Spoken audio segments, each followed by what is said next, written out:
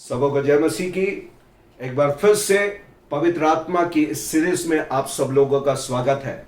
पवित्र आत्मा की सीरीज का यह दूसरा वीडियो है और पहले वीडियो में हम लोगों ने बातचीत किया कि पवित्र आत्मा कौन है और इस बात को जाना कि पवित्र आत्मा कोई हवा नहीं है, कोई श्वास नहीं है, कोई आग नहीं है, कोई मौसम नहीं है, कोई वातावरण नहीं है और कोई घोस्ट या भूत नहीं है, परंतु वो पवित्र आत्मा परमेश्वर का तीसरा व्यक्ति है।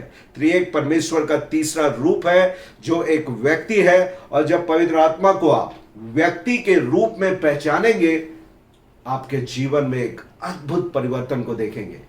और आज ये दूसरा वीडियो, पवित्र आत्मा को हम पुराने नियम में, नए नियम में और इस युग में, कलीसिया के युग में वो किस प्रकार से एक व्यक्ति के जीवन में कार्य करता है, उसके बारे में हम लोग बातचीत करेंगे कि पवित्र आत्मा पुराने नियम में कैसे कार्य करता था, नए नियम में कैसे कार्य करता था और कलीसिया के युग से उसका कार्य कैसे हो गया।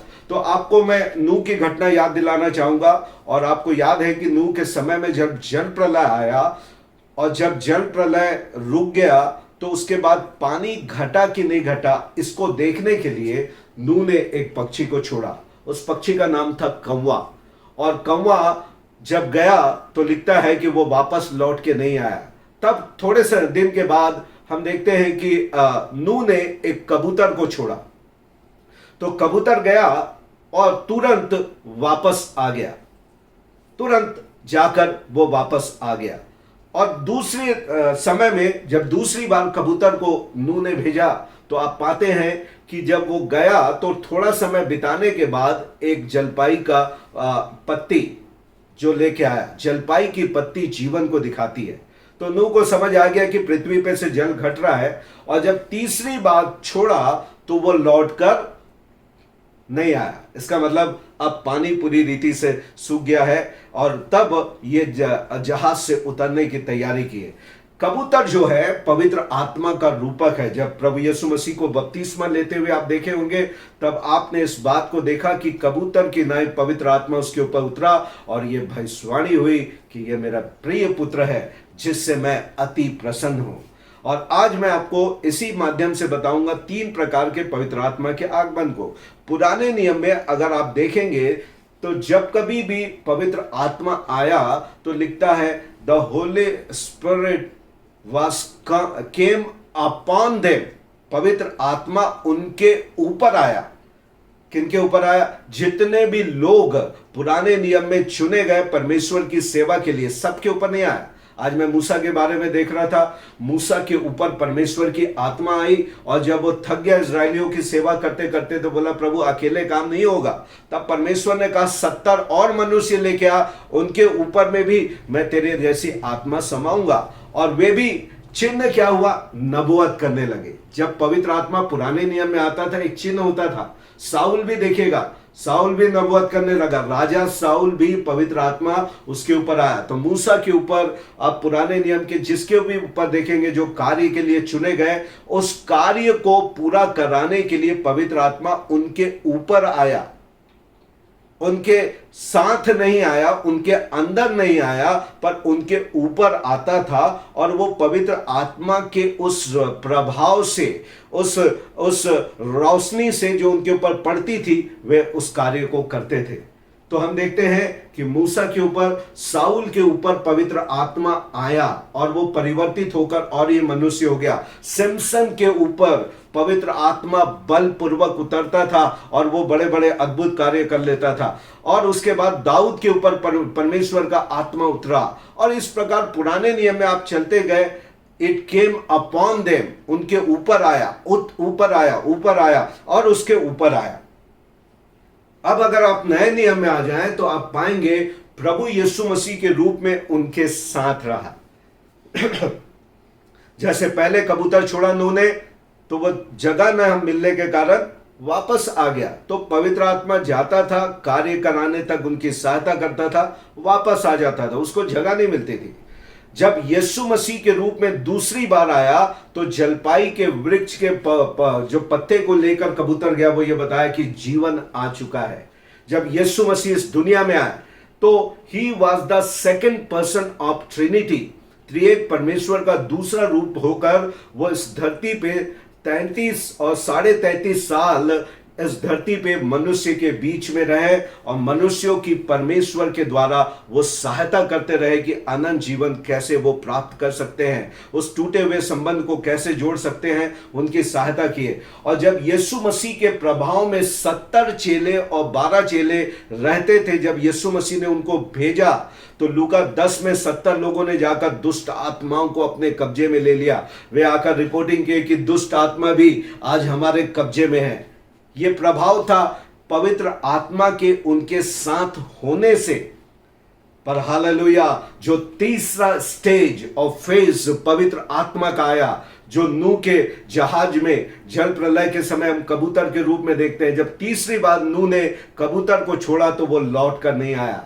और जब पेंटिकॉस्ट के दिन पवित्र आत्मा कलीसिया के ऊपर उतरा, परमेश्वर की सामर्थ उनके ऊपर उतरी, और तब का दिन है और आज का दिन है। पवित्र आत्मा न केवल हमारे ऊपर है, हमारे साथ है, पर अब वो पवित्र आत्मा जो पुराने नियम के संतों के ऊपर था, यीशु मसीह के रूप में उनके साथ था, आज वो मेरे और आपके अंदर है। आज वो आपके अंदर रहता है। ये वही पवित्र आत्मा है मेरे प्रियो। इसको जानिए, इसके व्यक्तित्व को।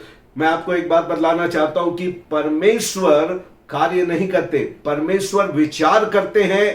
प्रभु यीशु मसीह उससे कहता है और पवित्र आत्मा उसे पूरा करता है। Let me repeat it.